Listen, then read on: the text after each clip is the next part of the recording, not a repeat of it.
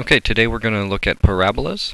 And so we've talked about parabolas in the past. Chapter 5, we looked at how to complete the square, how to graph a parabola, and stuff like that. So we know how to identify a parabola graphically and with an equation. We know that the x is squared. Now let's look a little more in depth into these characteristics. So what I'd like you to do now, get out a piece of paper, like a piece of notebook paper, and we're going to do a little bit of an activity. So, on your piece of paper, I want you to make a line. Just draw a straight line on the piece of paper. If you need to, fold the paper for your line so that you know your line is nice and straight, or get a ruler out and draw a nice straight line. And then on that line, just draw 10 to 15 tick marks. So, they don't have to be evenly spaced out. You know, if you do, that's fine. But you just want to have 10 to 15 tick marks along the line. It could be more, but this should be enough to kind of get the point across. Then, what we're going to do is we're going to make a little dot up above the line. So, get your line drawn, draw the tick marks, and then make a little dot up above the line. If you need some time, pause the video right now, and then hit play when you're ready to go. Okay, once you have this set up, what you're going to do is take each tick mark and fold it so that it lands right on top of your dot. So, this tick mark here is I'm going to fold my paper so there's going to be a crease right in the middle between these two so that this one folds directly on top of my dot. Then I'm going to unfold it, and I'm going to take the next tick mark.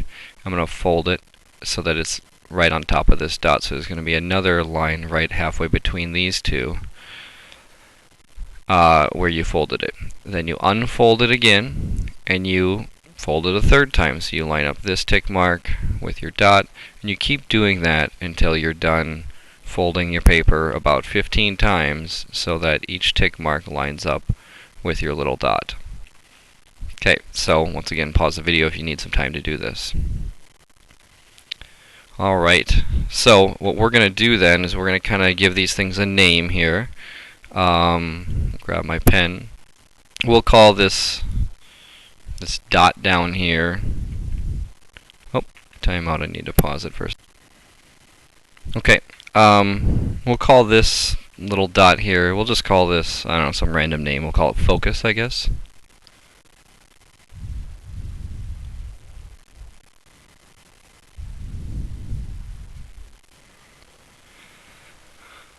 And then this line, we'll just kind of, I don't know. My brother's name is directrix. We'll call it directrix. So this line here is called the directrix.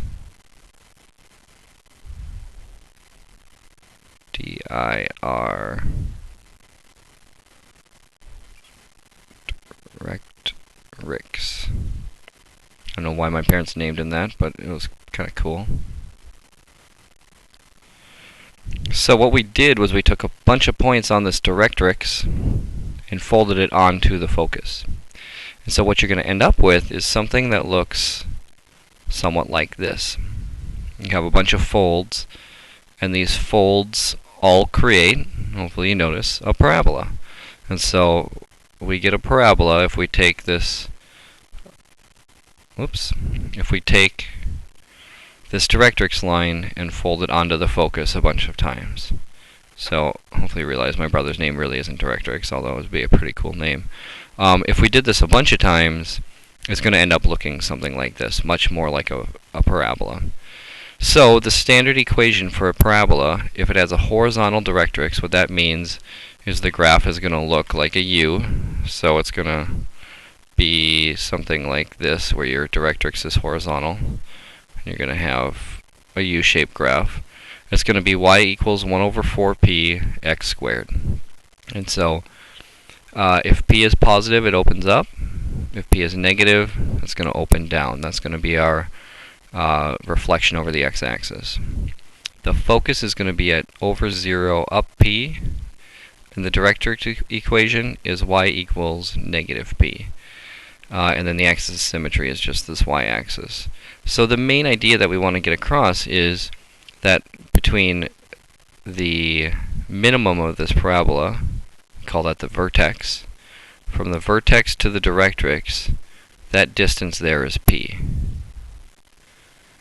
And then the distance from the vertex to the focus, that distance is also p.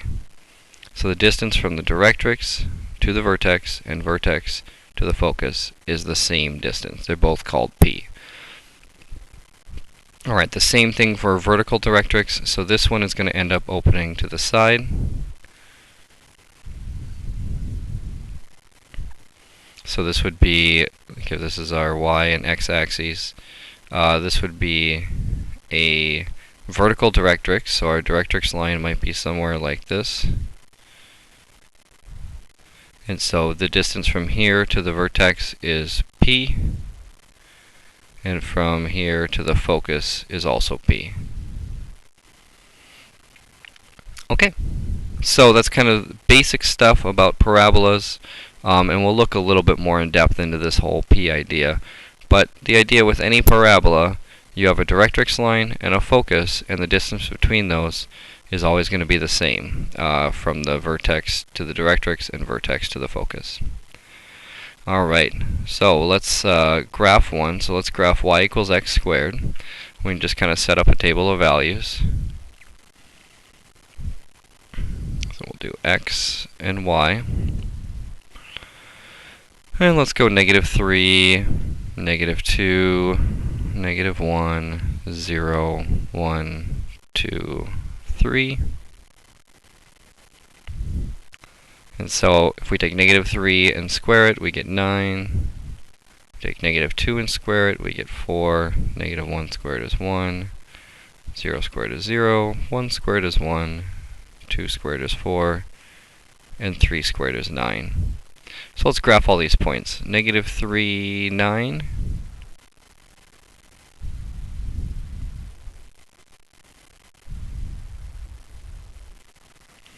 -2, 4. -1, 1. 0, 0. 1, 1. 2, 4. And 3, 9. So here's our parabola.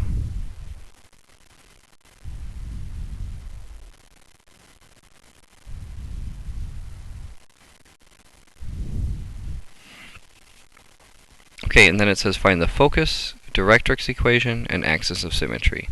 So I guess let's start from the back. The axis of symmetry, that's pretty easy. That's where it cuts it exactly in half.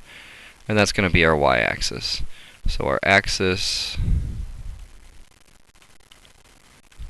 of symmetry is the y-axis. Okay, the focus and directrix are going to be a little bit different. Let's do some math to figure that out. So we'll give ourselves a little bit of room.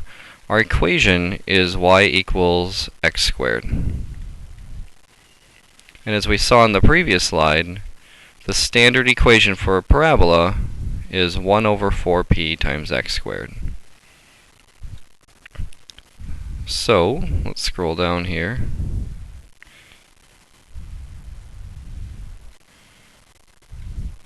So that's going to be y equals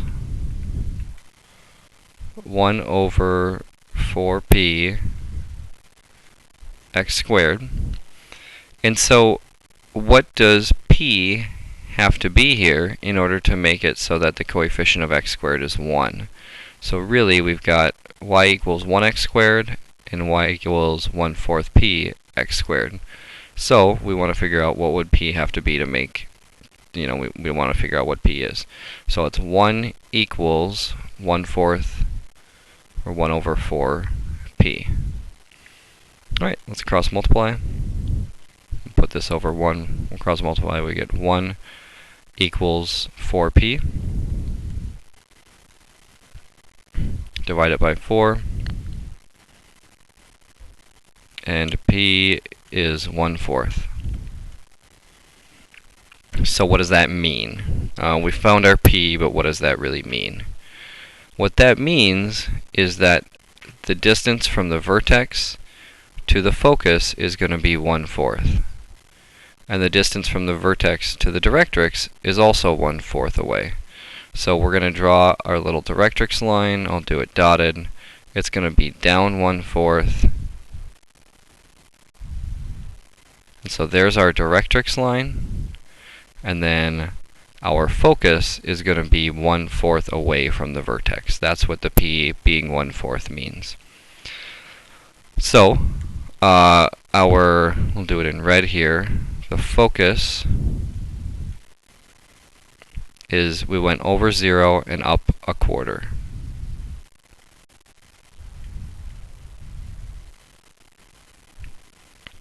Okay, and then this directrix line here, the equation for that, anytime we have a horizontal line, that's always going to be y equals, and then wherever it is. So it's down 1/4, so it's going to be y equals negative 1/4.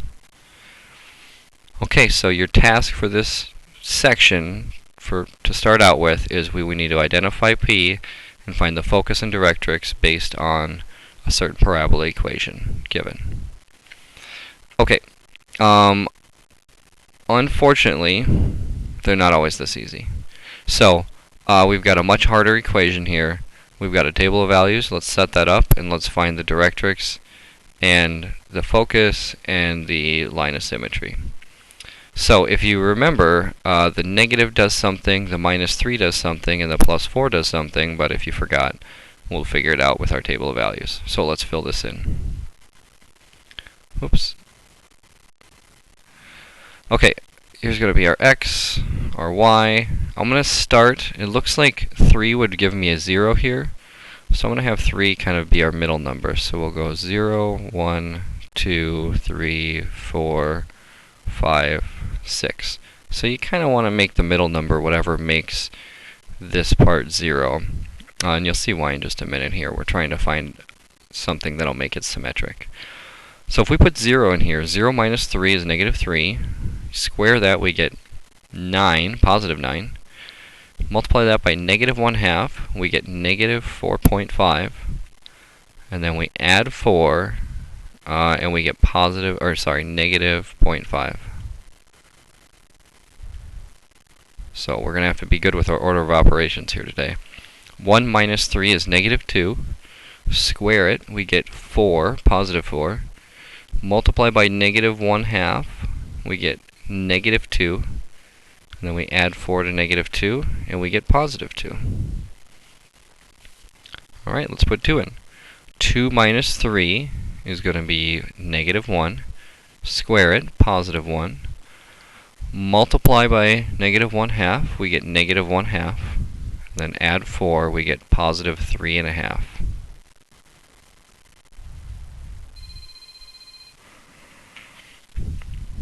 Just one moment. Okay, we'll put 3 in. So that's going to be 0 times -1/2 is 0, plus 4 is 4. And then the reason, hopefully you see now, if we put 4 in, we get 1 squared is 1, times -1/2 is -1/2, plus 4 is 3.5. It's going to be symmetric. And so we put 5 in, it's going to be the same thing as putting 1 in. And put 6 in, it's going to be the same as putting 0 in, so it's -0.5. Okay, let's graph it. 3, 4 is going to be our vertex. 4, 3.5.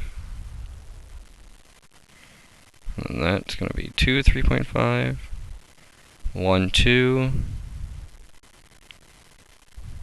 5, 2, and 6, -0.5. And 0, -0.5. So our parabola is going to look something like this.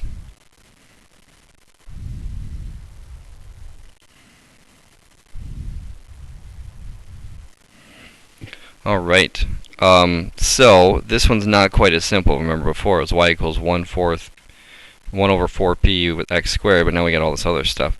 So the standard equation for a translated parabola, so if the vertex is not at 0, 0, is going to be this. And if you remember, the k affects the y value, so this is going to move it up or down. The h moves it left and right. And then the p, same thing, it tells us how far away the focus and directrix are from the vertex. So if it's positive, it opens upward. If it's negative, it opens downward. Just like we looked at in other chapters, where if it's negative, it's going to be a reflection over the x-axis. The focus, we're going to go over h and then up k, and then we're going to add another little bit for the p. And the directrix equation is you go up k and then down p, and we'll look at that. And then the axis of symmetry is x equals 0. Or no, I'm sorry, it's x equals h. That's a typo. Okay, so let's kind of look at this one. We had a horizontal directrix on this previous example. Let's try to figure out what P is, find the focus, the directrix equation, and the axis of symmetry. So let's go back to that one. It's negative 1/2. Well, let's rewrite this down here. We'll kind of copy this whole thing.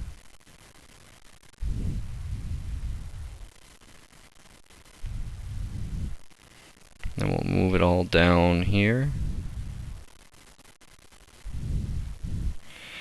And so the standard form that we just looked at was y minus k equals 1 over 4p x minus h squared. Alright, h is going to be 3, because it's x minus 3 squared. K is going to be 4, because we would subtract 4 from both sides, and that would bring that over here. So hk is going to be 3, 4. So that's going to be our vertex, and as you see up here, it is our vertex. Okay, let's solve for p. So we know that negative 1/2 is going to equal 1 over 4p.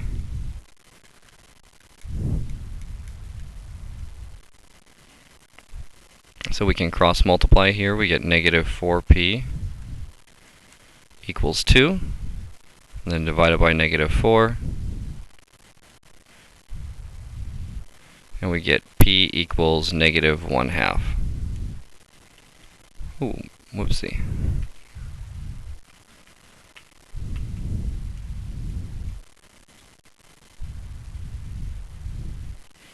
So what that means is that the focus and directrix are 1/2 away from our vertex. The negative tells us that it opens down, and that we knew that already. And the 1/2 tells us how far away those things are. So, last time I used red for the focus, we can do that again. The focus is going to be 1/2 away, so it's going to be like right here. So that point looks like we went over 3 and then up 4 to get to the vertex, and we just went down 1/2. So it's going to be over 3 and then up 3.5. So then the directrix is going to be up here. It's going to be a horizontal line 1/2 above the vertex. So we'll draw on that line.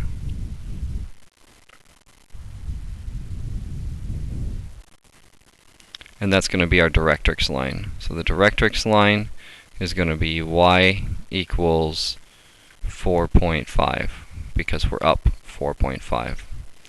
So all this stuff on the next slide, where it has all these different equations, just follow the steps like we did in this one, and you'll be fine in terms of finding the directrix and the focus. Okay, the axis of symmetry is going to be x equals 3. It's going to be this horizontal line here where it cuts the parabola right in half. So the axis of symmetry, we can do that one in blue.